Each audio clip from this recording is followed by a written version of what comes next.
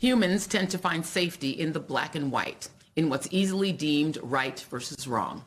But while it's indisputable that Hamas perpetrated a heinous terrorist attack on civilians, the Israeli response and the context of the overall situation in Israel and the occupied territories in Palestine, some 70 years of difficult history, have complexities that aren't as easy to categorize into neat boxes.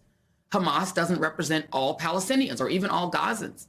And there are many Arab Americans who have expressed empathy for the Israeli hostages kidnapped and those who were killed in the October 7 attack. And the Israeli government doesn't represent all Jews around the world or even in Israel. And there are plenty of Jewish people in Israel and the US who are expressing empathy for Palestinians in Gaza. In fact, there have been groups of Jewish Americans demanding a ceasefire, protesting at both the White House and the Capitol this week, with hundreds arrested.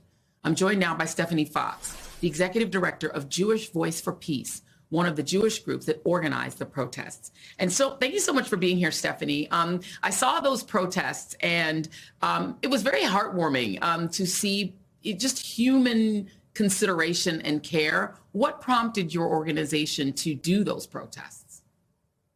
Absolutely. Thanks for having me, Joy. This week we brought together 5,000 Jews in a massive demonstration demanding Joe Biden and other American lawmakers tell Israel to implement a ceasefire right now. We believe this is the largest demonstration in history of Jews in solidarity with Palestinians. We were led by 25 rabbis in a massive civil disobedience where about 500 people staged a sit-in you're seeing there. And we did this while meanwhile, the Israeli military is raining down bombs on Palestinians in Gaza, the 2 million Palestinians trapped by land, sea, and water, and air, there's no food, there's no electricity, there's no fuel. People are rationing food, drinking seawater. People are trapped under the rubble. Hospitals are out of electricity and whole families are being wiped off of the population registry because every single member, every generation has been killed. We see beloved Palestinian friends and colleagues in Gaza tweeting with their last few moments of battery life on their phones in English about what's going on because they understand that we in the US have the power to stop this. It's our government that is pouring billions of dollars into what we really understand as a genocidal war on Palestinians being done with our tax dollars as a Jewish community in our names. And so we showed up to say, no, not in our names, not with our tax dollars. We refuse this. And it's interesting. I don't know if you want to comment on Marjorie Taylor Greene calling your protest an insurrection, but I noted that 300 of your members were arrested that day. That is a very negative context, comparison to the actual insurrection when people were allowed to go home. What do you make of the fact that peace activists were arrested when people who were storming the Capitol were allowed to go home?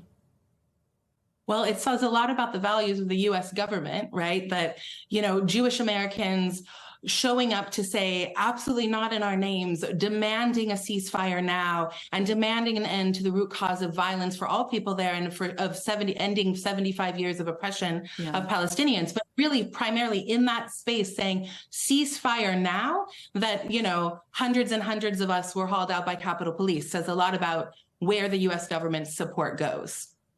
Let's talk about, there are some progressive Jewish folks in this country who say they feel abandoned by the left, that they don't feel supported, that they're, Jewish people still are the #1 targets of hate crimes.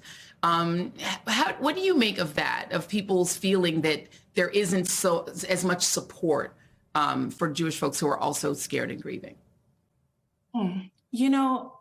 Joy, I was raised to understand the core Jewish value of B'Tselem Elohim, which means every single life is precious.